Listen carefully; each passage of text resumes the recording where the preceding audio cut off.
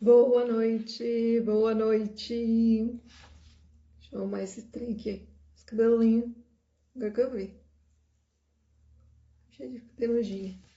E aí, como que vocês estão? Boa noite. Vamos chegando para mais uma live dentro da nossa sequência de lives, né? Para falar sobre relacionamentos. O negócio tá me irritando.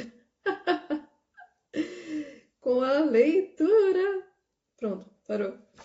Com a leitura comentada do livro Relacionamentos, da School of Life. Então vamos dar sequência, né, às lives que a gente já vem fazendo, a gente já vem conversando aqui, fazendo a leitura comentada dessa obra, né, já estamos aí hoje na 11ª live, e vamos falar sobre comunicação nos relacionamentos, né. Essa live aqui, ela tem aí abordagem focada nos relacionamentos amorosos, românticos, mas a gente sabe, como eu venho reforçando aqui a cada live, que a gente pode estender, né, o que a gente vai conversar aqui, o que a gente vai trocar aqui, para todas as relações, não só as românticas, tá? Então, como eu sempre faço, né, em cada live, eu primeiro faço um apanhado, né, de tudo que a gente já percorreu até aqui em relação a esse livro, para que quem está chegando agora tenha uma ideia, né, do caminho que a gente está trilhando para chegar até o dia de hoje, para falar sobre comunicação. E a gente provavelmente vai ter aí mais umas 5, 6 lives para a gente poder terminar o livro, tá? Então é um livro fininho, rapidinho, né? Mas que vale a pena cada palavrinha dele, tá bom? Então agora, para a gente começar, eu vou fazer esse apanhado, né? Tentar ser bem breve, para depois entrar no tema, né, dessa live específico, que é a comunicação nas relações, tá bom? Então, lembrando mais uma vez que é a leitura comentada deste livro, Relacionamentos, da School of Life, e esse livro, né, o objetivo principal dele é a gente conseguir desconstruir alguns pilares, né, conseguir ter um olhar mais ampliado em relação a alguns pilares do amor romântico, né? Então, outras formas da gente enxergar algumas questões para a gente conseguir construir relações mais saudáveis, né? Que se distanciem cada vez mais de alguns desses pilares do amor romântico, que são nocivos, sim, que são alienadores, sim, tá? Que são infantis, sim. Então, vamos acabar com o amor romântico? Não é sobre isso, né? É sobre a gente expandir a consciência para que a gente possa transformar em algo mais saudável, né? E caminhar assim para novos modelos de relação que se afastem, né, desses pilares, tá bom? Então, vou ler aqui brevemente, né, tudo que a gente já percorreu, fazendo um apanhado aqui para vocês. O primeiro capítulo é justamente a base para a compreensão de toda essa obra, né, que é o capítulo pós-romantismo. Então aqui, né, os autores eles trazem esses pilares, né, os principais pilares do amor romântico, né, que caracterizam o amor romântico, né, e a importância da gente questionar esses pilares, tá? Então, esse primeiro capítulo é fundamental para a gente conseguir entender a base da construção de toda essa obra, tá? De onde vêm todos os questionamentos e todos os pontos que são colocados. Depois vem a escolha do objeto. A escolha do objeto fala sobre como que ocorre o apaixonamento, né? Quando eu conheço uma pessoa que eu me apaixono, por que eu me apaixono, né? É um lugar que eu escolho que aconteça? É de fato possível eu fazer uma listinha sobre o que eu quero ter naquela pessoa e aquela pessoa que eu idealizei se apresente para mim magicamente? Ou estamos falando aqui de uma conexão que é feita via sintomas, via inconsciente, ou seja, é uma conexão psicológica acima de tudo. Então, nesse capítulo, né, que é a escolha do objeto, a gente fala sobre isso. Depois a gente falou sobre transferência na terceira live, né? Transferência trazendo aqui a ideia da projeção, do que eu projeto sobre o outro, né? Então, muitas coisas familiares, né, de relações minhas familiares, da infância, da adolescência, enfim, do meu sistema familiar, que eu projeto no outro, né? E vice-versa. Né? E como que isso acontece, como que a gente lida, como que a gente olha e os cuidados que a gente precisa tomar, né, por conta desse mecanismo que acontece, né, entre todos nós. Não só na relação amorosa, Então, todas as lives eu sempre enfatizo isso. Muito do que a gente está trabalhando aqui, a gente estende para todas as relações, não só as românticas. Os problemas da intimidade, né? Aqui entra, né, nesse lugar da intimidade versus vulnerabilidade. Então, para que eu construa uma relação com intimidade, eu preciso sim me vulnerabilizar, né? Mas a gente sabe que as pessoas têm muita dificuldade, né? Porque muitas pessoas tiveram, por conta das suas histórias, né, um lugar de não conseguir realmente confiar no outro, né? Então, como que eu vou me vulnerabilizar diante de alguém que, de alguma forma, existe uma parte minha que vê aquela pessoa como uma ameaça, né? Então, é importante a gente ter essa consciência, né, e ter um autoconhecimento, né, para que a gente possa ir criando espaços para, de fato, conseguir entrar nesse campo da vulnerabilidade, para que a gente possa se conectar com esse outro, tá? E vice-versa. E a partir daí criar um lugar de intimidade. Depois a gente falou dos pontos fracos, dos pontos fortes. Algumas coisas eu não vou explicar aqui, porque são coisas mais simples, tá? E elas estão dentro de outras lives. O parceiro como criança, isso é muito importante, né? Então, nesse capítulo, a gente conversou, né, na live, né, referente a esse capítulo, a gente conversou sobre a importância da gente ter consciência de que todos nós, absolutamente todos nós, temos sim uma parte infantil, né? E que com as crianças a gente é super tolerante, porque são crianças, é esperado, né? Espera-se que elas sejam infantilizadas. Mas com os adultos a gente não tem a mesma paciência, como se não fosse esperado que os adultos também tivessem uma parte infantil. Só que os adultos têm uma parte infantil. E são todos, inclusive nós mesmos, inclusive eu. E essas partes infantis, eventualmente, elas se apresentam, muitas vezes, de uma forma que a gente não controla. Então, a importância nas relações amorosas, românticas, que é onde acontece muito, né? Assim, acontecem muitas cenas onde esse lugar infantil nosso se apresenta, que a gente desenvolva, né, uma certa tolerância, uma certa paciência e capacidade de lidar com essas partes infantis do outro, e vice-versa. Depois a gente falou sobre amar e ser amado, né? Então, aqui a consciência de que a gente, quando nasce, a princípio, né, nós somos, teoricamente, né, amados por algumas figuras ali de cuidadores. Então, a gente, quando chega no mundo, a gente aprende a ser amado, mas a gente não aprende a amar, né? Para que a gente possa amar, a gente precisa renunciar ao nosso narcisismo, né? E isso é muito desafiador para o ser humano. Então, conseguir amar o outro é extremamente desafiador. Aceitar que o outro não corresponde àquele ideal, né, que a gente tem, de que o outro tem que suprir tudo, tem que, né, fazer tudo, tem que atender todas as nossas demandas, necessidades, enfim.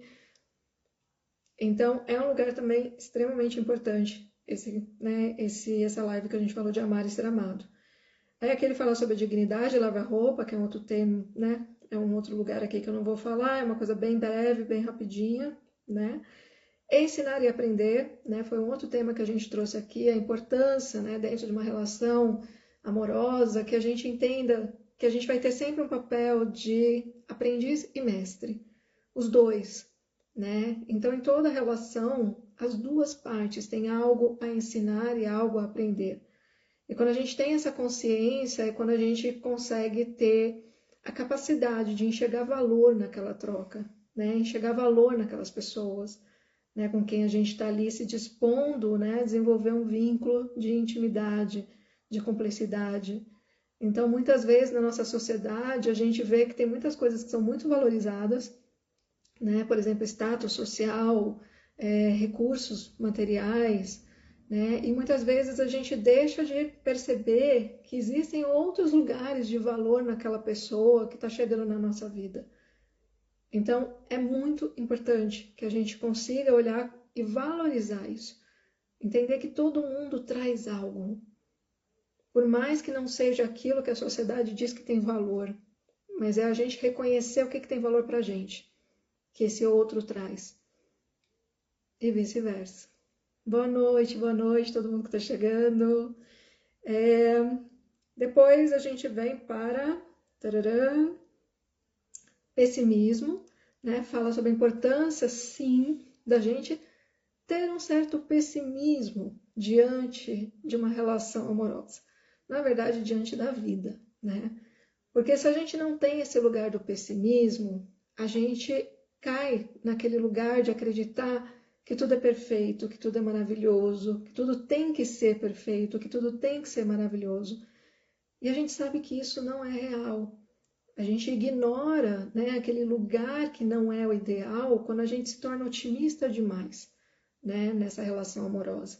Então, que a gente tem um pouco, sim, de uma visão, às vezes, né, desconfiada, não só do outro, mas também de nós mesmos, diante daquela relação, né, dos nossos pensamentos, das nossas ações, né, que a gente consiga ter aí uma capacidade mais amplificada, né, de visão dentro dessa relação. Depois a gente falou sobre culpa e amor, que é a relação, né, da gente, quando a gente se sente culpado dentro dessa relação. Depois a gente falou sobre boas maneiras e segredos, que foi a última live, né? A gente falou sobre boas maneiras e segredos e explicando a própria loucura. Então aqui foi bem interessante essa última live, ela foi inclusive divertida, né? Porque sempre que a gente fala de loucura dentro desse contexto que a gente está trabalhando aqui, que não é um lugar de patologia, né? É algo para a gente realmente também se divertir das nossas loucuras, né? Então esses dois capítulos, eles falam muito sobre esse lugar da gente conseguir entender que existem partes nossas que são bem estranhas, né? Existem pensamentos nossos que são bem estranhos. E muitas coisas a gente não fala, a gente não compartilha, né? A gente não mostra, a gente esconde, mas a gente sabe que tem um lugar na gente que é muito doido. Loucura sempre rende, sim. Então a gente falou sobre isso na última live, né? E é bem importante a gente olhar para isso, a gente poder falar com os nossos parceiros e parceiras sobre essas partes esquisitas que a gente tem, né? A gente chegou a comentar sobre a importância de falar também sobre o lugar de patologias, né? O lugar de remédios eventualmente que as pessoas tomam, né? Sempre avisar para o outro, né? Desde o início, né? Desde o início a gente conseguir ter um diálogo que vá aos pouquinhos construindo esse espaço da vulnerabilidade, de assumir as próprias loucuras, né? De assumir os próprios devaneios, né? De assumir as suas esquisitices, né? Para que o outro entenda também, desde o início, né? O que ele precisa desenvolver de capacidade de entendimento sobre aquela pessoa que está chegando, que é tudo tão novo, e a princípio sempre é encantador, mas a gente sabe que existem lugares ali que talvez não sejam tão encantadores, mas que talvez, quando a gente conta, dependendo de como a gente conta, também se tornem um lugar encantador. A loucura também encanta. Meu espelho conhece todas as minhas loucuras. Será que conhece todas? Bom, vamos lá. Continuando. Aí hoje a gente vai falar sobre o título do capítulo são Conversas Artificiais, né? E eu coloquei o título como Comunicação no Relacionamento, né? Se a gente de fato sabe se comunicar nas nossas relações. Então é um tema que a gente poderia fazer 20 lives só sobre comunicação, principalmente nos relacionamentos, né? Mas só temos essa, então vamos usar bem essa oportunidade. E eu vou começar, tá? Eu vou começar a ler A Loucura Também é Encantadora. Gostou, né? Mas né? Assim, o ser humano é encantador, né, gente? Eu acho. Eu acho o ser humano extremamente encantador, extremamente curioso, né? Eu sou suspeita, né? Eu sou muito suspeita, porque eu realmente tenho uma curiosidade gigante pelo ser humano. Eu acho que a gente é incrível, a verdade é essa, né? Mesmo quando a gente pensa naqueles seres humanos que a gente preferia que não existissem, ainda assim, quando você estuda, né, essas pessoas, é muito interessante, né? Vocês sabem que, abrindo uma aspas aqui, falando em loucura, né, quando eu fiz a formação de psicanálise, logo nas primeiras semanas a professora falou que a arte depende dos loucos, sim, exatamente. A professora falou que a gente tinha um desafio, né, que a gente só ia realmente poder dizer que a gente era capaz de atender na clínica psicanalítica se a gente conseguisse dar conta de se perceber tratando um paciente muito especial, que ela só ia ser apresentado a gente no último semestre da formação, né? Foram 3 anos, então foi no último semestre. E todo mundo curioso, né? Para saber quem que era esse paciente. Esse paciente era Hitler, né? Então foi um trabalho bem interessante, porque a gente precisou ver algumas obras, né? Assim, biografias não, né? Assim, relatos, né? Sobre Hitler, sobre a história dele, né? Como pessoa, né? E os filmes, né? Documentários, e a gente precisou analisar Hitler, né? E com tudo que existe, né? De material disponível, né? Sobre a história dele, a gente precisou fazer um trabalho dolorido, né? De olhar para esse homem como humano. Imagina o desafio, né? Ela falou: vocês só serão capazes de atender na clínica, de fato, se vocês conseguirem olhar para essa história e ver atrás desse lugar, né, que a gente conhece, né, dessa narrativa que a gente conhece, terrível, um ser humano. E toda a sua loucura. E realmente foi um trabalho chocante, porque em alguns momentos eu me vi num lugar de sentir compaixão por ele. Conseguiria atendê-lo? Não. Né? E isso a gente tem um direito, como profissionais na área de saúde mental, a gente tem o direito de saber o nosso limite, né? De saber que alguns pacientes a gente não atenderia. E eu lembro que ela perguntou para algumas pessoas e eu falei: eu não atenderia. Né? Não seria ético, porque eu jamais conseguiria de fato estar ali para ajudar. Né? Apesar de conseguir, sim, compreender algumas questões ali. Mas enfim, foi só um parênteses, né, que eu senti de trazer aqui para vocês. Mas vamos entrar no nosso tema, né, sobre comunicação nas relações. Então, como sempre, né, eu vou lendo os trechinhos, vou fazendo alguns comentários, né, que eu sinto que são relevantes. A gente não vai conseguir abordar tudo que eu gostaria sobre comunicação nas relações, porque nem tudo está nesse livro, né, o que eu gostaria de falar, o que eu gostaria de trazer para vocês. Mas teremos outras oportunidades, né? A gente constrói esses espaços e vamos lá. E aí, quem sentir de comentar alguma coisa, quem sentir de falar alguma coisa, de trazer alguma coisa, tudo que vocês sentirem, simplesmente escrevam. Eu vou lendo, eu vou comentando, vou parando aqui para a gente poder conversar. Eu sempre falo que para mim o principal, né? Eu amo fazer live justamente por ser esse espaço de troca, né? Então, quanto mais vocês trazem, mais amplo fica o debate, mais coisas a gente traz para esse conteúdo e mais rico é para todo mundo, tá bom?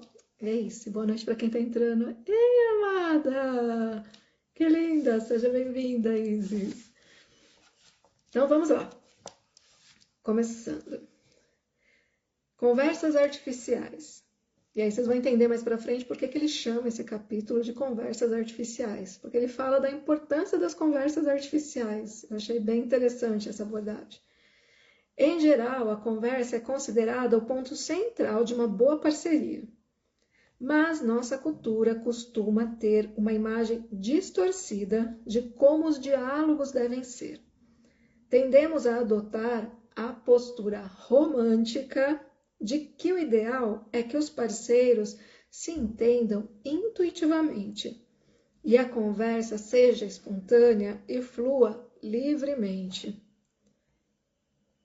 Então aqui ele já começa questionando esse lugar do amor romântico, mais uma vez, né? Que o amor romântico, né, segundo, né, as premissas do amor romântico, de fato, as pessoas, né, esse par, né, é a alma gêmea. Então, eu olho para você, eu já sei o que eu tenho que dizer, eu já sei o que você vai falar, eu sei o que você prefere, eu sei o que você não gostaria, eu sei o que você esperaria, eu sei o que você sonharia.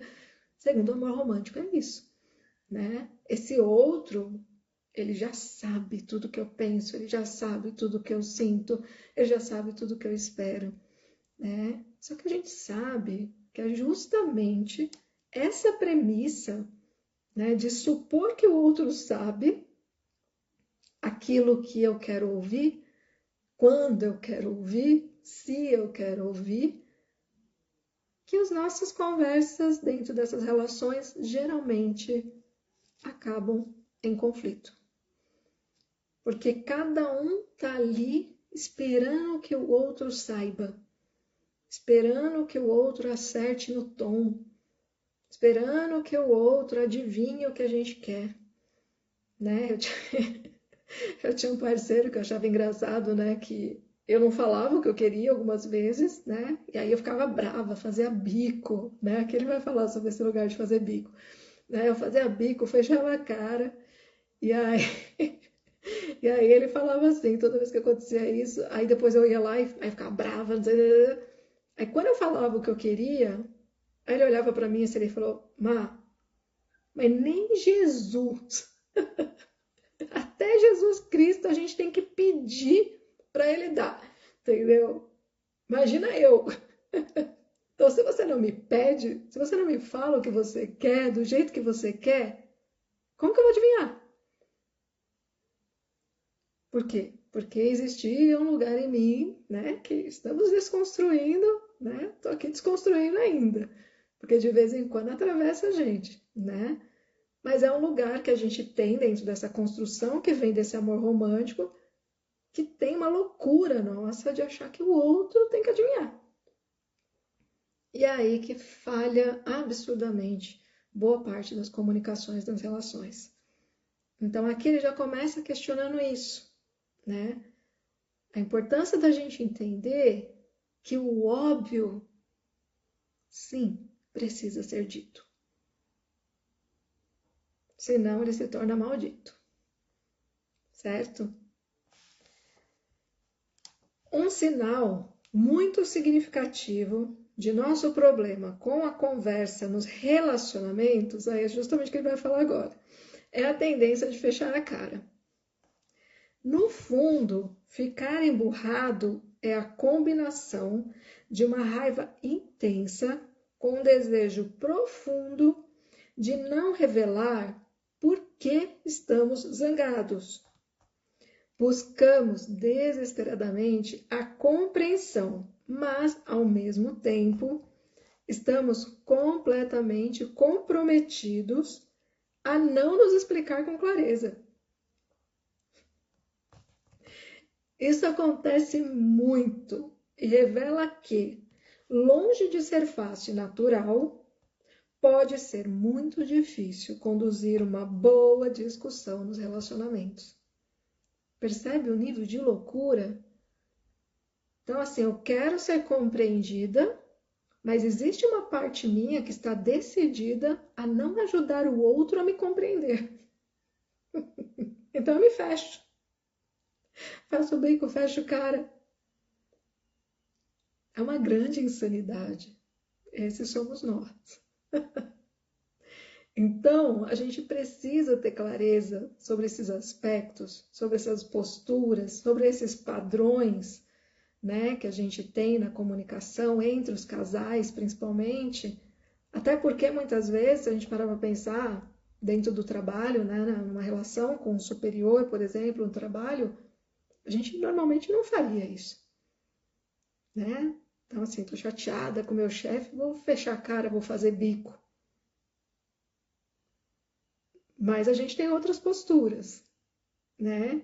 Inclusive, muitas vezes, nesse campo do trabalho, a postura é reprimir, é não dizer nada, é fingir que está satisfeito, é fingir que está tudo bem. Mas isso que não foi dito, isso que não foi elaborado, isso que não foi expresso, vai ser direcionado para outro endereço. E que normalmente, via de regra, é justamente para as relações mais próximas. E aí acontecem esses eventos, né? Onde por causa disso aqui, o casal entra em conflito e muitas vezes esse conflito nem era dali. Mas a falta de comunicação num outro lugar, num outro evento, vai fazer escoar dentro do relacionamento. Isso é um outro lugar que a gente precisa olhar nas comunicações, que é esse lugar de ruídos. Ruídos que vêm de fora, mas que impactaram lá dentro e que precisam ser expressos. E onde eles vão ser expressos? Normalmente nessas relações mais próximas, com familiares, com parceiros. E é assim que a gente vê muita coisa dando ruim, né? A boa comunicação é a capacidade de dar ao outro um quadro exato do que acontece em nossa vida emocional e psicológica. Especificamente, a capacidade de descrever nosso lado mais sombrio, complicado e esquisito, de modo que os outros consigam entendê-lo e até sentir certa empatia conosco. Então, aqui é um link com o que a gente falou na última live, né? Da gente ter esse lugar de autoconhecimento sobre essas partes estranhas em nós, sobre esses lugares conflituosos que são nossos. E saber que, eventualmente, eles geram ruídos nessa comunicação com esse outro, com esse parceiro, com essa parceira. E se a gente consegue ter clareza, né, desse mecanismo que é nosso de comunicação, né, a gente consegue endereçar isso para o outro, falar para o outro que eventualmente aquilo acontece, que eventualmente a gente tem aquela postura. E que é importante que esse outro, essa outra saiba para quê? Para que na hora que chegar, ela possa olhar e falar, peraí, você está percebendo o que você está fazendo? Você está trazendo aqui, né, um conflito que eu não estou vendo sentido. Eu sinto que não é sobre a gente. Você quer conversar sobre alguma coisa que aconteceu no seu dia? Existe algo que aconteceu que você pode ter guardado para você e que você queria ter dito para alguém?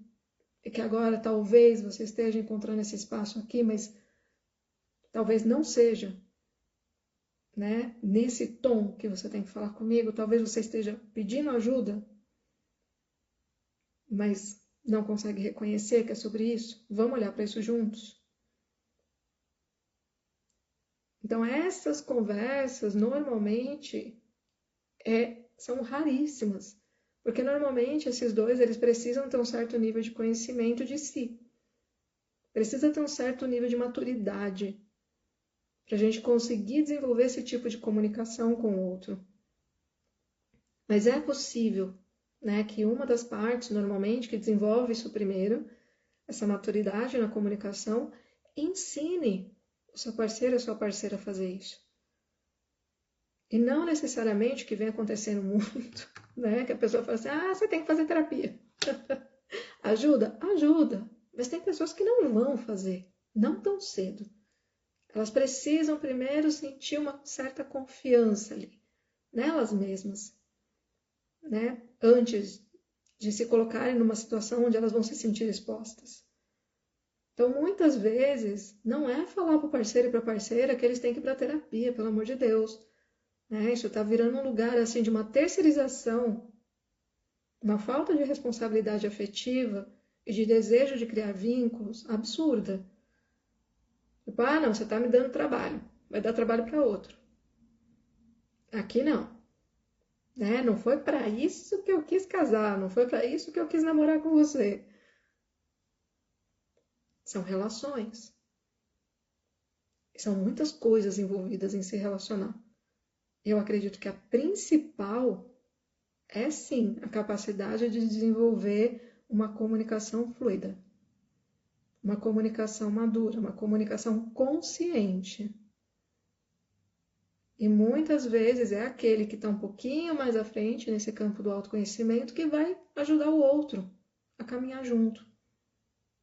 E eu já vi muitas vezes casais fazendo esse movimento, em algum momento, aquele que aprendeu, de repente, começar a ensinar coisas muito interessantes para aquela que ensinou.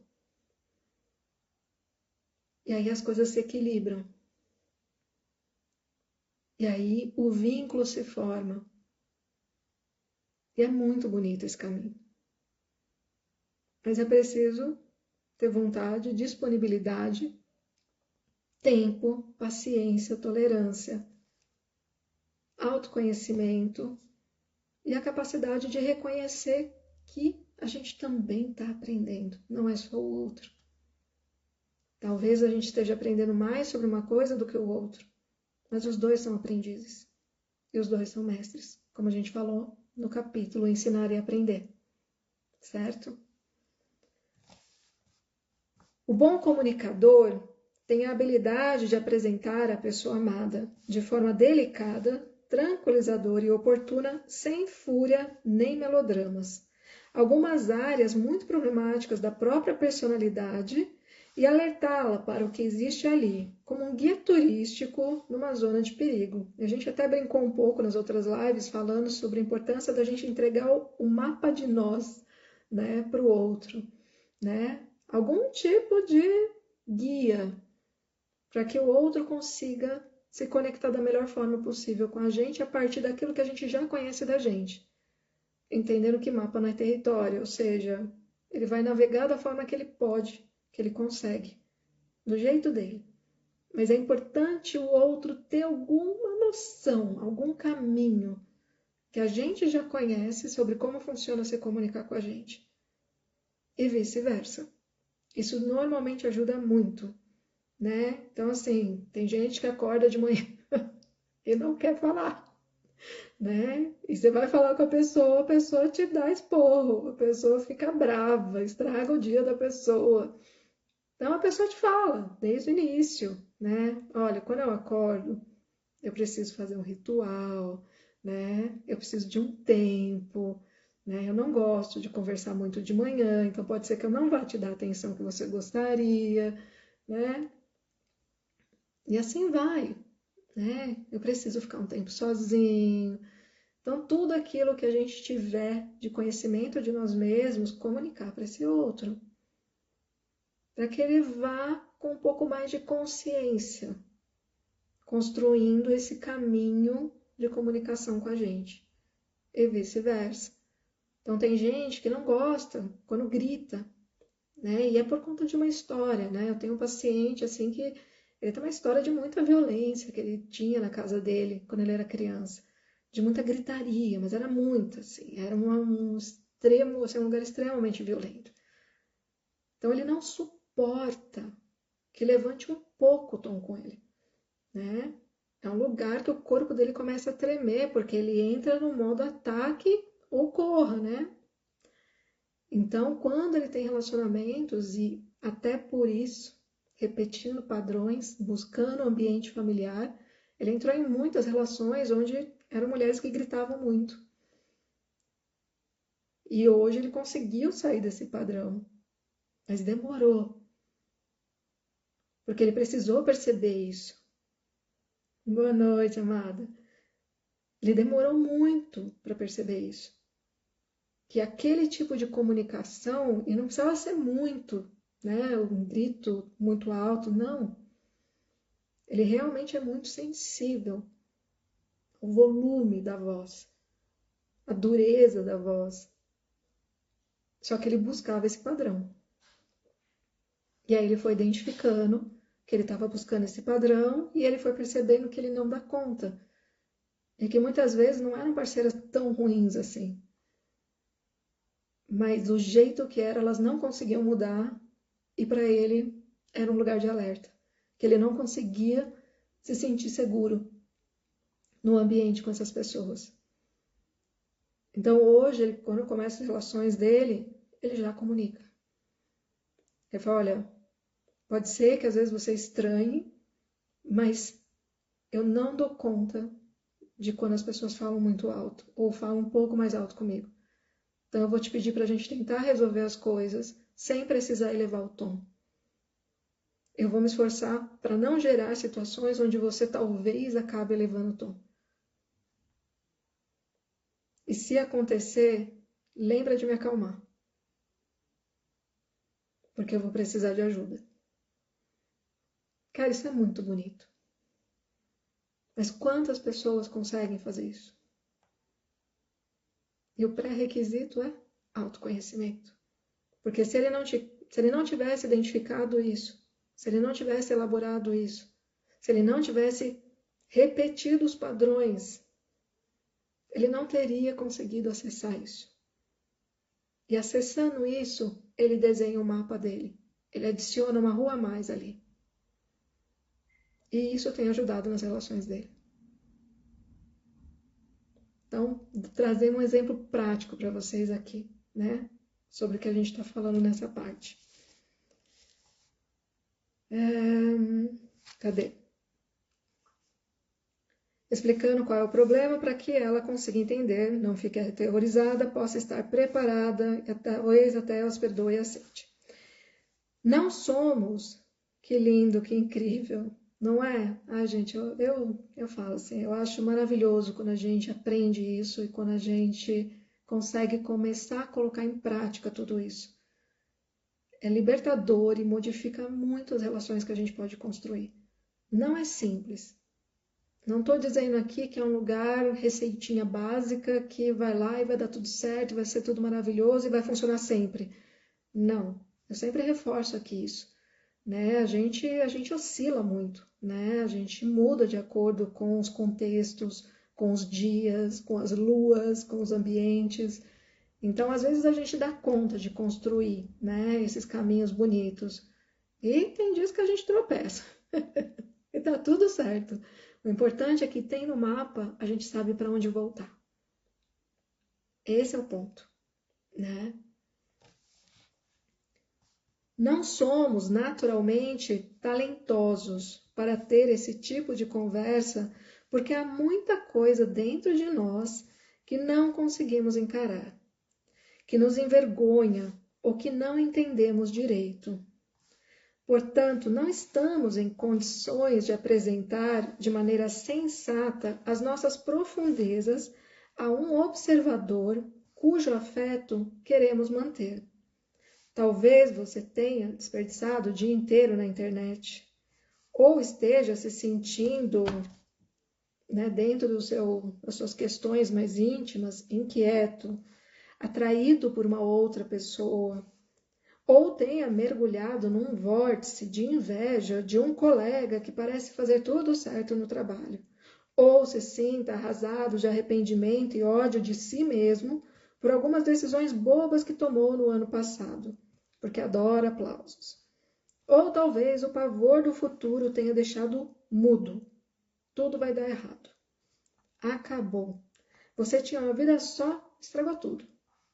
Dentro de nós, há coisas tão horrendas e indigestas que não conseguimos explicá-las ao parceiro no dia a dia, de forma que ele possa compreendê-las com calma e generosidade. Então, aqui nesse trechinho que eu li, ele dá alguns exemplos, né, de coisas que podem estar acontecendo com a gente, com o outro, que não são tão simples de dizer, né? Então, ele traz aqui, por exemplo, né, da gente eventualmente estar sentindo inveja de alguém. Não é fácil a gente nomear para o nosso parceiro, para a nossa parceira, que a gente está desconfortável porque a gente está sentindo inveja. Até porque, na grande maioria das vezes, a pessoa nem identificou que ela está sentindo inveja. Ela está sentindo raiva. Mas ela não consegue, muitas vezes, perceber que essa raiva é porque ela sente inveja. Né? Ou, muitas vezes, que acontece muito nas relações, esse lugar, principalmente nas relações monogâmicas, fechadas, que às vezes a gente tem um desejo por outra pessoa, né? E a gente sabe que acontece. Para mim, vocês não precisam mentir. Na clínica, o povo me conta tudo, né? Então, assim, a gente tá ali com desejo em relação a uma outra pessoa e esse desejo, né? Como ele não pode ser realizado por conta dos compromissos, ele corrói a pessoa por dentro e ela começa a ficar com raiva, ela começa a ficar com ódio, porque ela não pode realizar aquele desejo por conta do compromisso dela. E o que acontece? Ela não consegue comunicar isso para o parceiro, muitas vezes, justamente porque não existe abertura para falar sobre esses desejos que extrapolam os limites da relação, né? Só que aquilo que ela está sentindo, né? Aquela efervescência toda, aquela borbulha toda, ela vai ter que sair para algum lugar. E aí, inconscientemente, essa pessoa culpa esse parceiro, essa parceira, por não poder realizar os seus desejos. E aí começa a brigar, sem saber o motivo, porque o motivo é inconsciente. Mas ele precisa sair. E aí a gente vai para um outro tema, né? A importância da gente ter essas conversas sobre esses temas. Porque isso prejudica muito a relação, esses tabus, os principais tabus, né? Nas relações, eu diria que os principais tabus que influenciam essa questão íntima, que tem algumas palavras que eu não posso usar aqui, tá? Enfim, né? Essas questões mais íntimas, né? De coisar, e dinheiro. São os dois temas que eu percebo claramente que geram mais conflitos nas relações. Por quê? Porque as pessoas não falam sobre eles nessas relações. Só que isso gera ruído na comunicação para qualquer coisa naquela relação. Enquanto não se nomeia alguns monstros que estão ali, eles nos apavoram. Mas a gente vai falar sobre isso nos próximos capítulos. Não é nenhum insulto ao relacionamento perceber que há certa escassez de eloquência mútua e que provavelmente isso vai exigir algum nível de artificialidade. Então aqui a gente entra de onde que vem o título desse capítulo, que são conversas artificiais. Então eu vou repetir, né, esse trechinho. Não é nenhum insulto ao relacionamento perceber que há certa escassez de eloquência mútua e que provavelmente isso vai exigir algum nível de artificialidade. Costumamos precisar ainda mais de ajuda em torno de assuntos como raiva, de desejos que parecem estranhos e da necessidade de reafirmação do amor, que tende a surgir quando sentimos que não o merecemos muito. Não deveríamos achar que somos fracassados, burros, sem imaginação e simplórios, quando reconhecemos a necessidade de aprender a falar com o parceiro de forma premeditada, com algum propósito consciente. Estamos simplesmente deixando para trás o preconceito romântico contra esse tipo de conversa. Então, aqui o que ele está pontuando, né? Ele está pontuando que o relacionamento baseado no amor romântico, ele nos diz que a gente não precisa se planejar para ter conversas com os nossos parceiros, justamente porque tudo o que precisa ser dito será dito, e tudo que for dito será compreendido. E a gente sabe que isso não acontece.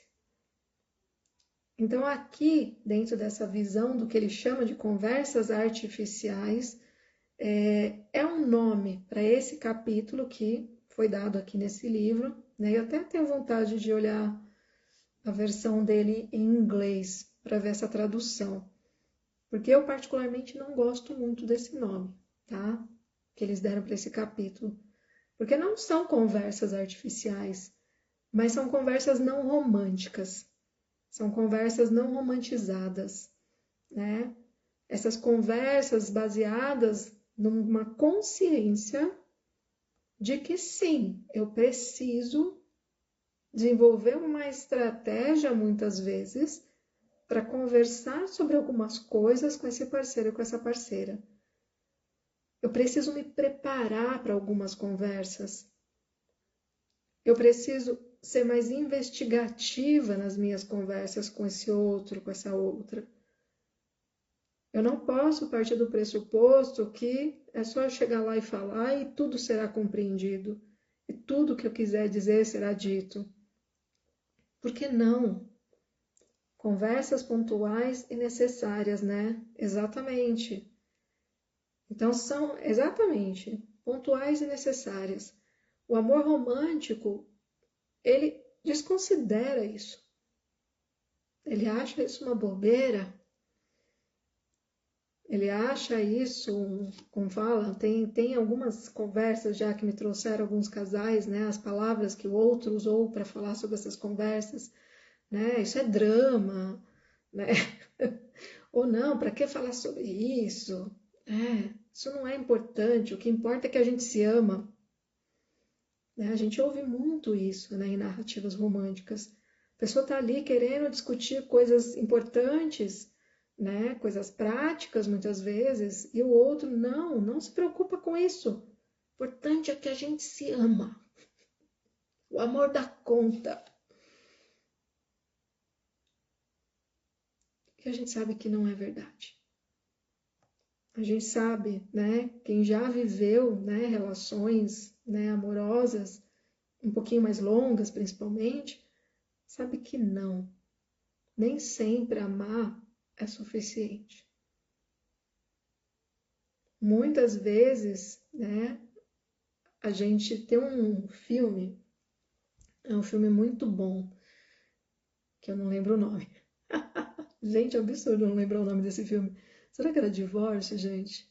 Era um filme que ela fala para ele, né? Eles se separam, eles são dois atores, né? Ele eu acho que é diretor, ela é atriz.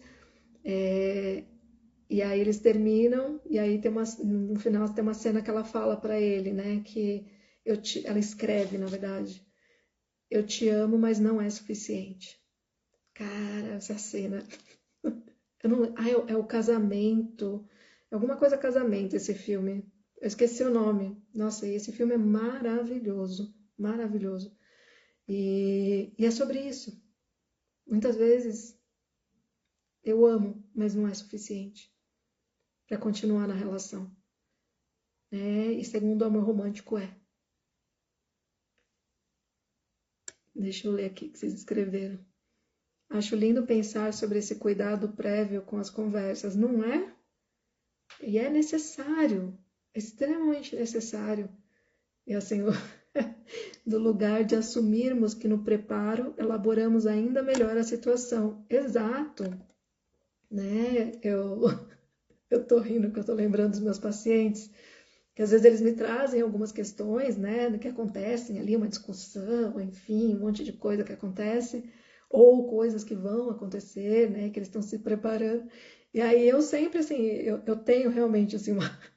Porque eu sei que eu não consigo, eu não posso gravar sessões, né, mas se eu já tivesse gravado, eu já tinha escrito um livro com sugestões de diálogos difíceis nas relações amorosas. Porque eu construo ali com eles, né? Diálogos assim, como que poderia ser conduzido esse diálogo? E aí eles ficam assim, olhando assim, aí quando termina eles, você pode me mandar gravado depois? Você pode me mandar escrito depois para poder só ler na hora que eu for encontrar com meu marido? Gente, é muito interessante assim. Porque de fato, a hora que eu falo assim, a pessoa fica encantada. Ela fala, não, não é possível, eu preciso conseguir falar assim. Eu falei, não, e eu consigo, porque eu tô aqui como espectadora da situação, né? Quando eu tô ali naquele lugar de escuta, né? Eu consigo elaborar com muita clareza esses diálogos, conhecendo um pouco do psiquismo desses pacientes, né? E até mesmo das dinâmicas de alguns casais que eu atendo. Mas na prática, né? Não é tão simples. Não é tão simples, né? Porque a gente é atravessado por muita coisa na hora. E até por isso a importância dessa pré-elaboração, né? Para que a gente possa ter um mínimo de, né, de capacidade de construção ali de um diálogo, né? De uma ideia de um diálogo, num momento onde a gente não está completamente atravessado, atravessada pelas nossas pulsões, pelos nossos impulsos, pelo nosso inconsciente. Porque no momento do diálogo a gente vai ser atravessado por tudo isso. Até porque eu falo que assim a chave da comunicação é o entendimento de uma questão muito importante. Eu posso até diante dessa elaboração, desse preparo, eu posso controlar o que eu vou dizer. Mas eu nunca vou controlar o que o outro vai responder e como o outro vai receber o que eu vou dizer. Essa compreensão é a compreensão chave para toda a comunicação. Porque eu preciso partir dessa consciência. E é por isso que muitas pessoas não falam as coisas que gostariam de falar. E aí elas tentam justificar, eu não falei porque ele é sempre grosso, eu não falei porque ela não me escuta, eu não falei... Não, você não falou talvez porque na verdade você tem medo. Uma vez que eu posso até controlar o que eu falo, mas eu não controlo o que o outro vai falar. Então, muitas vezes eu não falo por medo do que o outro vai devolver. Eu não falo por medo de qual vai ser a reação do outro diante da minha fala. Mas para não assumir esse medo, a gente diz que não fala porque o outro alguma coisa. E às vezes não é sobre isso. No meu caso, com o ex, eu sempre pisava em ovos para iniciar algo. Às vezes dizia, deixa para lá, já passou. E eu tão necessitada exatamente deste diálogo, para entender a situação em si. Exatamente. E isso acontece muito, né? Isso acontece muito. Porque a gente precisa daquela conversa, mas não é simples. Porque a gente é atravessado por muitas coisas que vêm de nós, e muitas coisas que vêm do outro, e muitas coisas que estão nesse campo dessa transferência inconsciente que acontece naquele instante. Então, a gente está impactado por muita coisa no momento de um diálogo com o outro. Coisas que a gente não vê, mas que estão nos atravessando, todos esses afetos. Então, quando a gente cria, né, dependendo da situação, a gente já vai com uma ideia de diálogo, é como se a gente criasse um campo seguro, que de alguma forma desse um pouco mais de contorno, um pouco mais de segurança. Já compreendendo, inclusive, as formas, né? Então, assim, eu quero falar isso com fulano. Tá, quero falar isso com fulano. Tá, eu falando isso para ele, ele pode dizer que sim, e se ele dizer que sim, eu vou me sentir de tal maneira. Se ele disser que não, eu vou me sentir de tal maneira. Mas e se ele disser que não e eu ficar chateada, será que eu tenho alguma coisa que eu posso propor que seja diferente? Será que eu vou estar aberta a propor algo diferente? Ou não? Se ele disser não, será que isso vai gerar em mim um desconforto muito grande? Eu vou conseguir nomear para essa pessoa? E se mesmo nomeando, a situação não muda, sabe? Como se fosse um mind mapping, né? Então, dependendo da conversa, é importante sim a gente fazer isso. Porque a gente vai conseguindo diminuir um pouco, né? Vai gerar ansiedade. Não é sobre isso, né? Porque a ansiedade é você começar a criar uma coisa que vai te levando para um lugar de fantasia. A ideia aqui é trabalhar com as possibilidades concretas. E justamente para a gente criar o que a gente chama de sinais de angústia, que é como se fosse um treino caso no momento de fato aconteça algo que vai deixar a gente atravessada.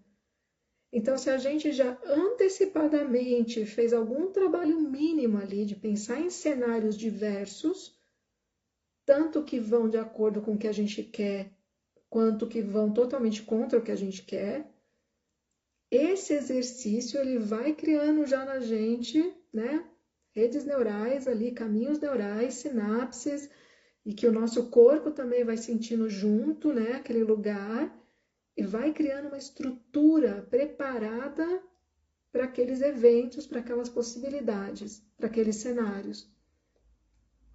Isso é muito importante.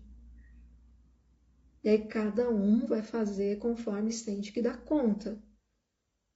Mas é importante, tá? Então essas comunicações, quando a gente consegue construir essas elaborações anteriores, normalmente ajuda muito a gente ter mais clareza, a gente levar já mais argumentos, a gente conseguir trazer ideias mais concatenadas. E dessa forma a gente vai tendo menos espaços para interferências que vêm de um campo completamente pulsional, de um lugar completamente compassivo, né? Nesse lugar compassivo não, desse lugar passional, né? Desse lugar só de impulsos, sem nomes, sem endereço, que faz com que as conversas se percam completamente. Mais almejo em um futuro relacionamento a este respeito de os dois estarem sim querendo dialogar para ficar em paz e seguir. E eu desejo que o seu desejo se realize. De verdade, né? Desejo que todos consigam construir essas relações. Porque seria bom para todo mundo, não só para os pares românticos, né? Porque se a gente aprende a se relacionar dessa maneira, se a gente aprende a se comunicar dessa maneira dentro de um relacionamento, que é um lugar extremamente rico, né? Para a gente poder fazer essas experimentações, para a gente poder construir essas possibilidades, a gente começa a se relacionar com todo mundo desse jeito. Com todo mundo. E isso é maravilhoso. Então todo mundo ganha quando a gente desenvolve essa capacidade. Certo? Então, olhem para isso. Aqui, ele vai trazer agora, deixa eu ver até que horas são, porque hoje eu me empolguei. Falei que quando fala de comunicação, assim, é um tema tão rico, tão importante, tão urgente, que a gente começa, né?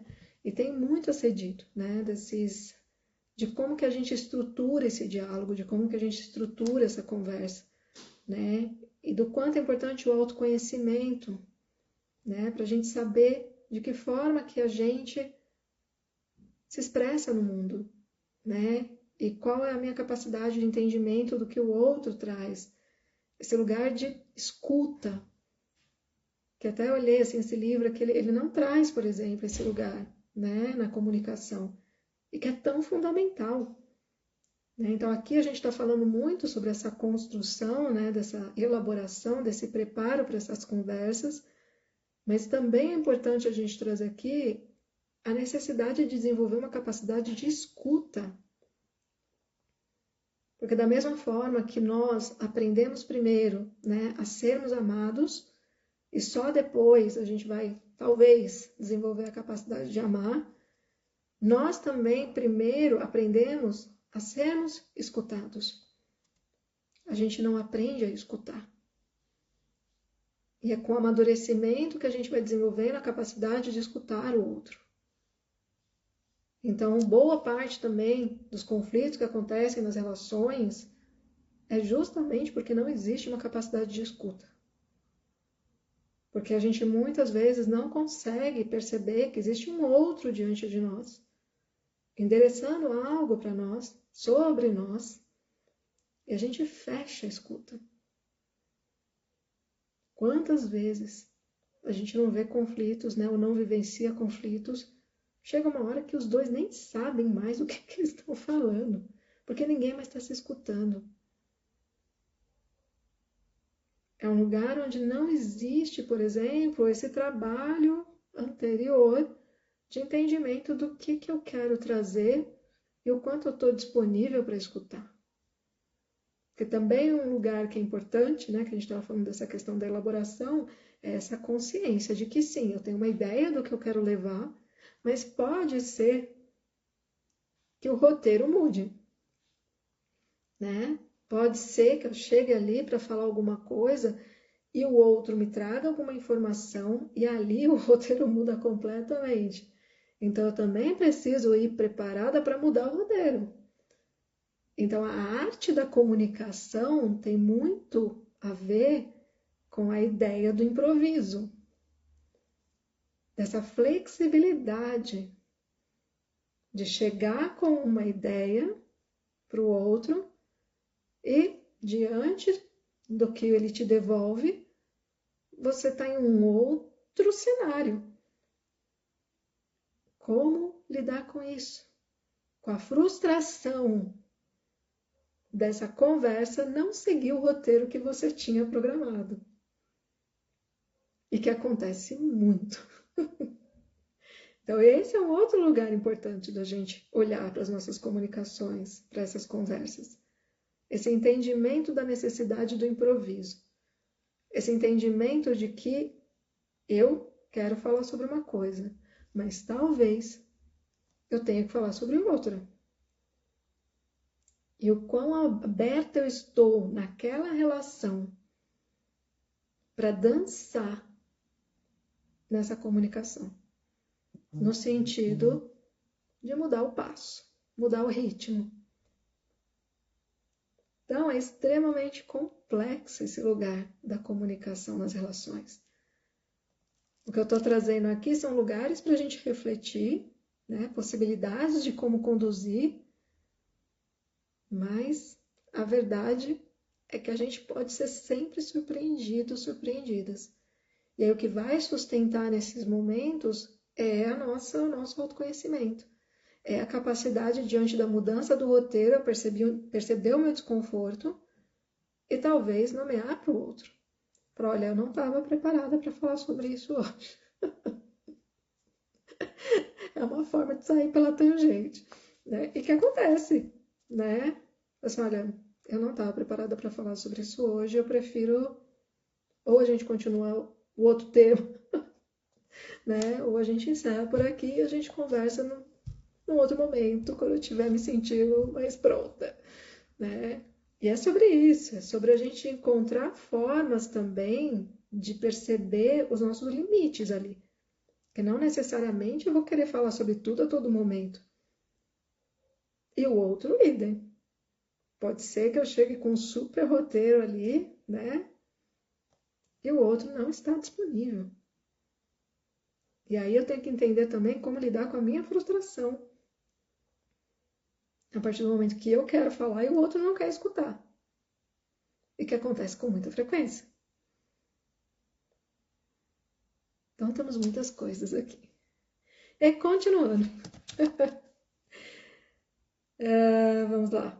Onde que eu parei? Tá. A conversa artificial pode parecer uma ideia muito esquisita, mas envolve a criação de uma pauta e a adoção de algumas regras. Por exemplo, podemos, durante um jantar com um parceiro, examinar gradualmente, mas de forma sistemática, uma lista de questões difíceis e importantes que, de outra forma, seria provável que deixássemos para lá ou não soubéssemos abordar. E aí aqui ele traz algumas perguntas que poderiam ser colocadas, né, para o parceiro, para a parceira, em uma situação XYZ. Né? Para algumas pessoas isso vai parecer uma grande bobeira, mas eu tenho pacientes que não têm nenhuma facilidade de comunicar o que sente, o que pensa. E essas perguntas ou coisas parecidas ajudam muito esses pacientes nesse letramento, né? Nessa possibilidade de começar a conseguir perguntar coisas que não são fáceis sobre o parceiro, sobre a parceira, ou falar sobre si mesmo. Então, são perguntas que parecem, às vezes você olha e você fala, nossa, vou parar, vou, né, marcar um jantar para fazer essas perguntas. Pode ser um caminho para algumas pessoas, sim. Para outras que talvez, né, tenham mais facilidade, né, de abordar esses assuntos, talvez não. Né? Então, a ideia aqui é trazer esse exemplo, né, e a partir daqui, cada um entender como aplicar isso na sua vida, nas suas relações. Tá? Então, aqui ele coloca aqui, por exemplo, uma pergunta. Qual elogio você mais gostaria de receber no relacionamento? né? Isso daqui, eu li essa pergunta e me veio agora, né? Até porque hoje num grupo o pessoal falou sobre isso, né? As linguagens do amor, né? Que muita gente fala sobre isso. Mas é mais ou menos isso, né? Assim, tem muita gente que hoje em dia pergunta, qual é a sua linguagem do amor? Né? E as pessoas hoje estão usando aí como, né, como uma forma de simplificação, na verdade, dessa questão, né, uma das 5 linguagens do amor, né, do livro. E para mim, não existe isso. Para mim, existem 8 bilhões de linguagens de amor. Né? Eu acredito que cada um de nós tem uma linguagem do amor. E que ela não é tão simples, ela não se define com um ato. Né? Então, essa é a minha forma de ver. Né? Mas eu entendo que, de alguma forma, está ajudando algumas pessoas que têm dificuldade de falar sobre essas coisas a simplificar a vida delas. Né? Só botar 5 linguagens de amor que já estão ali enquadradinhas, enlatadas, e ajuda. Né? Então, não estou aqui, né, criticando o uso, mas trazendo meu ponto de vista, que eu acho que a coisa é muito maior do que isso, é muito mais expandida do que isso. Né? Mas os enlatados ajudam, né, em alguns momentos na vida. Então, aqui é mais ou menos isso. Né? Então, são essas perguntas, né, para o outro, para a parceira, para o parceiro, para falar, para conhecer um pouco mais, né, desse universo afetivo do outro, e não só o afetivo. Tá? Em que aspecto você acha que é especialmente bom como pessoa? Qual defeito você gostaria que eu tratasse com mais generosidade? O que você diria a si mesmo sobre o amor quando você era mais jovem? Em sua opinião, o que não entendo direito em você? Então, tem umas perguntas bem interessantes aqui, né? Assim, que eu acho que vale a pena, até para quem está mais tempo junto, eventualmente, né? Pegar essas perguntas e fazer essas perguntas, sabe? Num jantar descontraído, né? Não é o tipo de coisa que você vai pegar num momento de crise, né? Então, aqui a gente tem que entender também que existem momentos e momentos para as coisas, né? Por qual incidente você gostaria que eu me desculpasse? Também posso lhe pedir que se desculpe por um incidente? Em que circunstâncias eu decepcionei você? O que você gostaria de mudar em mim? Se eu tivesse uma oportunidade mágica de mudar alguma coisa em você, o que você acha que seria? Se você pudesse escrever o seu manual de instruções para nossas relações íntimas, o que haveria nele? E aí aqui ele dá a sugestão, né? Ambos pegam uma folha de papel e escrevem 3 coisas novas que gostariam de experimentar no ato. E depois trocam as listas. Então, assim, são dinâmicas que podem ser interessantes sim, né? Eu acredito que esse livro ajuda para você começar a compreender o que nunca nos foi falado, porque sou da década de 80. Eu, quando li esse livro, isso me norteou, sabe? Sim, por isso que assim, eu falo, esse livro, gente, assim, bichinho pequenininho, é esse, não sei se todo mundo já sabe, né? Mas ele é muito pequenininho, mas ele é incrível, porque ele é cirúrgico, né? Ele traz exatamente aquilo que a gente precisa questionar no amor romântico, para que a gente possa justamente se relacionar de uma forma mais madura, mais consciente, menos infantilizada. Porque quem se relaciona, né, seguindo a cartilha do amor romântico, é uma criança se relacionando com um adulto. Porque é uma visão extremamente infantilizada das relações. Então, sim, esse livro, ele é um livro norteador para quem está começando a se questionar sobre as suas relações. Mas juntou tudo aqui. Você está falando das 5 linguagens do amor, mas funcionou para relacionamentos também. Então, 5 linguagens de amor, assim, eu li e eu achei esse livro, assim, um lugar para quem está realmente começando a entrar em contato com algumas coisas nesse sentido, né? Mas a visão que eu tenho hoje, né, é que a gente precisa, assim, depois de um tempo, né? Então, é aquela coisa do corrimão, né? Então, assim, 5 linguagens do amor, para mim, ele é um corrimão. e que ele é importante, né? Ele é importante. Mas é importante que em algum momento a pessoa, a partir do momento em que ela expande a consciência dela, ela consegue soltar esse corrimão e consegue começar a ter uma leitura de si mais profunda e consciente, onde ela começa a entender que ela se relaciona no campo amoroso não só baseada naquela premissa de que tem que ter o toque físico, sabe? Por exemplo, ou que tem que ganhar presente.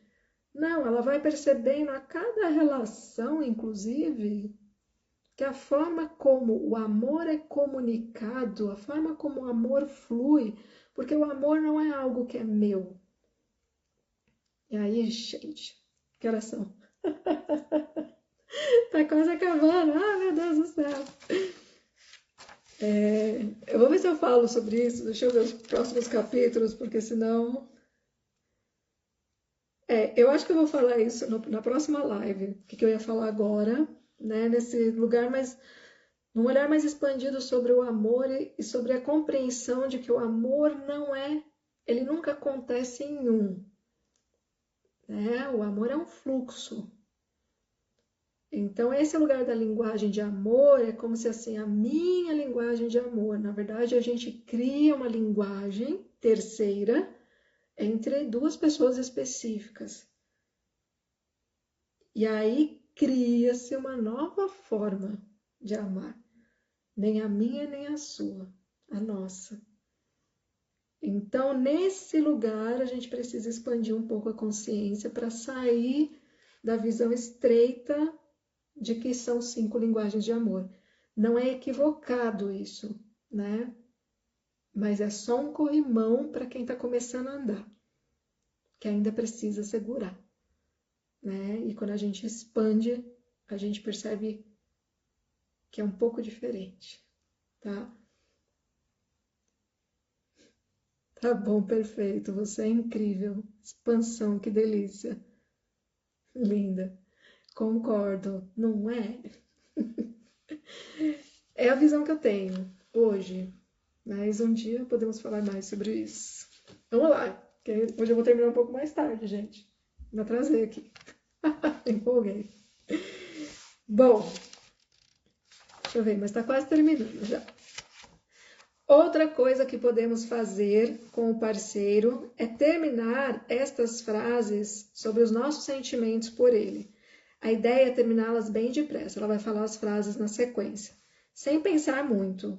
É claro que o que surgir não será uma declaração definitiva, mas vai ajudar a lançar luz sobre pontos difíceis para que possam ser examinados direito. Aí aqui ele traz algumas frases, assim, alguns começos de frases para a gente, né, com o parceiro, com a parceira, terminar isso. Eu fico ressentido com, acho intrigante que, fico magoado quando, eu me arrependo de, tenho medo de, fico frustrado por, fico mais feliz quando, quero, aprecio, espero que, gostaria muito que você entendesse que. Isso daqui me lembra muito, né? Talvez alguns de vocês já tenham tido contato, né? E talvez nesse momento, inclusive, tenham pensado nisso, na comunicação não violenta. Né, assim, que parte da premissa, né, quando a gente pensa numa comunicação não violenta dentro das relações, né, amorosas, por exemplo, a gente parte sempre desse lugar da importância de não atacar o outro, mas tentar sempre nomear as situações a partir de si mesmo. Né? Então, sei lá, o outro fez algo que me chateou, ok, mas eu não vou virar para o outro e falar assim, o que você fez me chateou, né? Eu vou falar para o outro. Então, aquilo que você fez, né, fez com que, né, assim, eu me sentisse de tal maneira, de tal maneira. Então, como eu me sinto quando? Então, a base de uma comunicação não violenta também é o autoconhecimento. É esse lugar de eu conseguir perceber o que eu sinto quando acontece tal coisa. E conseguir nomear para o outro, ao invés de atacá-lo, ao invés de responsabilizá-lo. Não que ele não tenha, talvez sim, responsabilidade em relação àquilo, mas para que esse diálogo se abra, para que esse fluxo aconteça, eu preciso primeiro ter consciência de como aquilo me atravessa e nomear para o outro como eu me senti quando aconteceu tal coisa e trazer uma fala no sentido de convidá-lo a se corresponsabilizar. Certo? Por quê? Porque se eu falo, porque você ia fazer isso, você ia fazer aquilo, e você não fez, ou você fez aquilo, não sei o quê, escudo.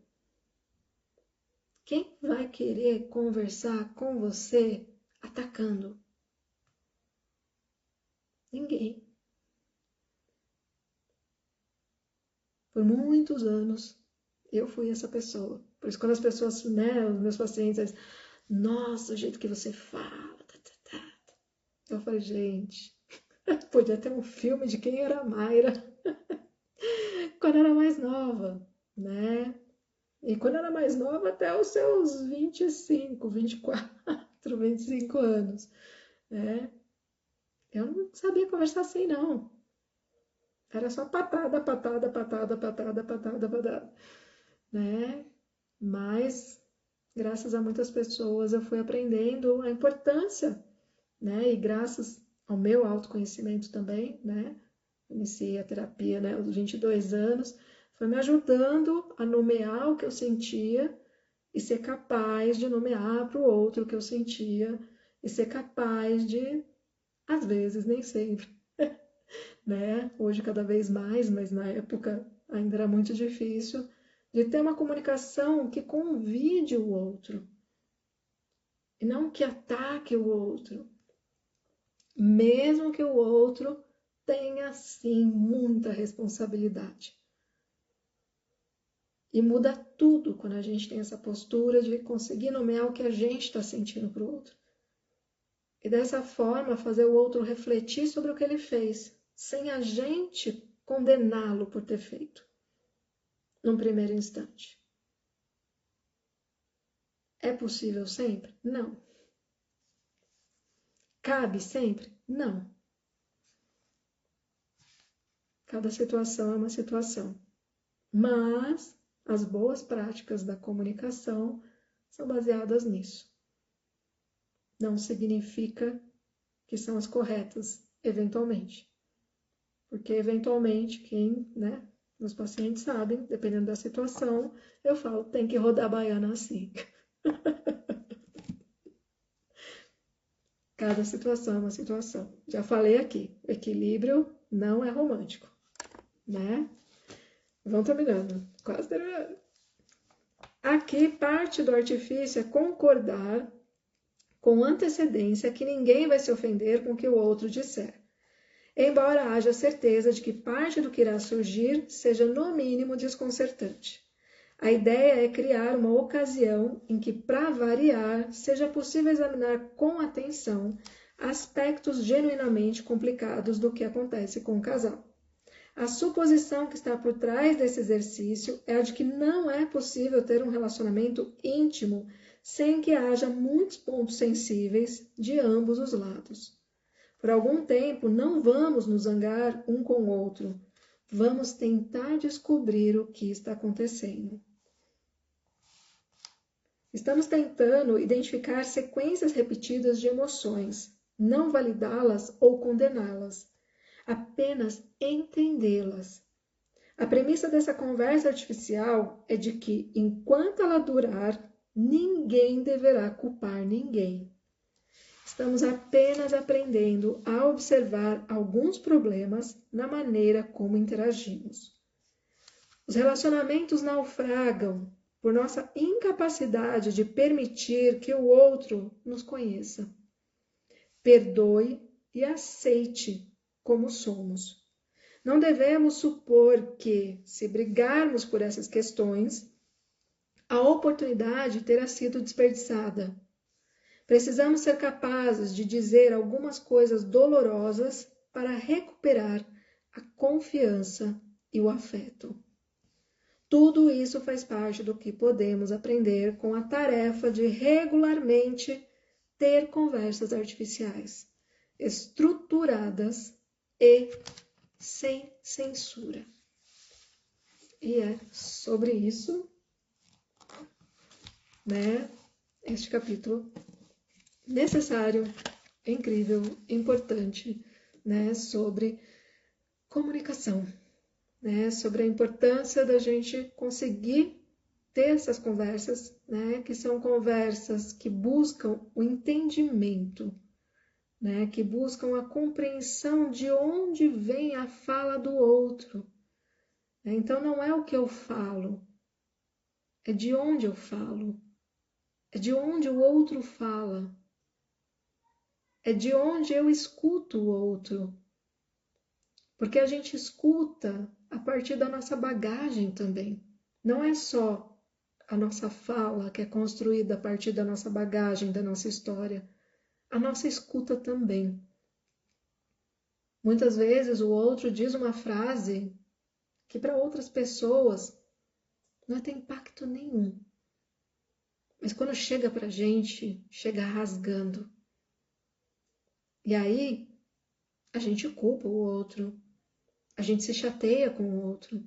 E muitas vezes o outro não entende. Eu não tenho ideia. Mas eu só falei isso. Mas dentro da nossa história, dentro da narrativa de quem escutou, aquela frase é cortante. Porque aconteceu em algum contexto familiar ao qual estão conectados afetos. E aí tudo isso gera um conflito gigante. Porque naquele momento, naquele diálogo, um não tentou entender de onde vem a dor do outro, de onde vem a escuta do outro, de onde vem a fala do outro. A gente tem por costume discorrer, ter diálogos a partir de um lugar muito ignorante, no sentido de ignorar que cada um de nós é um construto extremamente complexo, que vem de uma história que muitas vezes nem nós mesmos sabemos os detalhes. Que dirá o outro? Mas a gente parte do pressuposto romântico de que se o outro é minha cara metade, ele sabe tudo sobre mim, sendo que nem eu mesma sei. E aí a comunicação também acontece nessa base. Na base dessa ilusão de que tudo que eu tenho para dizer o outro já sabe. De que tudo que eu preciso escutar o outro já sabe. Então essa consciência que a gente está trazendo aqui hoje, ela é fundamental para que a gente possa construir uma comunicação que é a base de todas as relações. Então isso daqui é extremamente importante. Não é à toa que é a live mais longa. É o mais importante de tudo que a gente tem para aprender.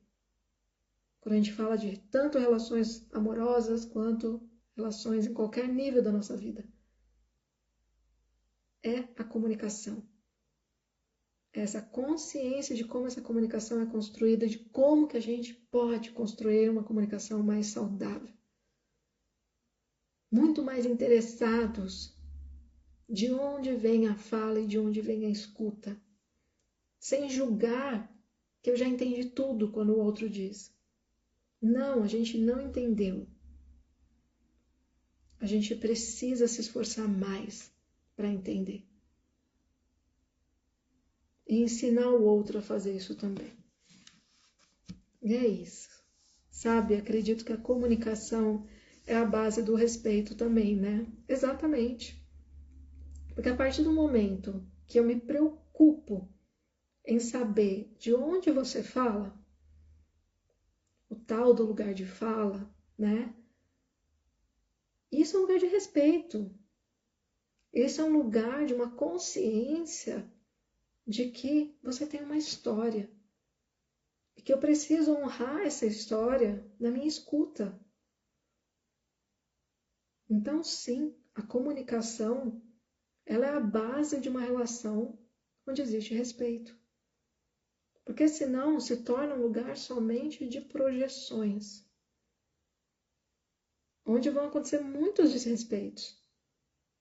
Porque dentro desse campo de projeções eu estou ignorando quem é o outro, o que o outro deseja, o que o outro espera, o que faz o outro sofrer, o que faz o outro se perder, o que faz o outro se sentir amado, o que faz o outro se sentir rejeitado. Meu Deus, isso é a base. Mas a maioria das relações são extremamente egoístas. Eu quero que você seja de um jeito. Então, eu não me interesso por quem você é. Eu só quero que você seja o que eu quero que você seja. A grande maioria das relações partem desse lugar. Ou seja, sem o menor interesse de fato de conhecer o outro. E, consequentemente, de conhecer a si mesmo. E essa é a diferença da grande maioria das relações que a gente vê por aí e das relações que a gente está trabalhando aqui nessas lives para que a gente possa ter uma base para construir, que são as relações saudáveis. Certo, meus amores? E é isso. Então, vamos nos comunicar com mais consciência, né? E, assim como você disse, consequentemente, com mais respeito. Beijo grande. Próxima live, a gente vai falar sobre, que eu até esqueci já, né? Que eu falei hoje já. A próxima live é incrível, gente. Deixa eu ver, hoje se bobear, essa próxima vão ser duas ao invés de uma só. Vamos ver se eu consigo fazer em uma só.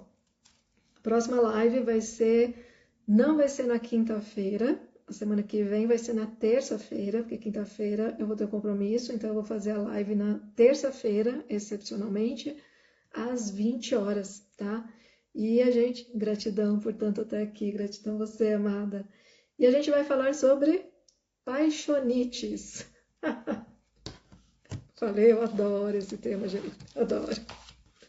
Então, próxima live, terças, 20 horas, paixonites. Um beijo grande, boa noite e boa semana para vocês. Boa noite, amores.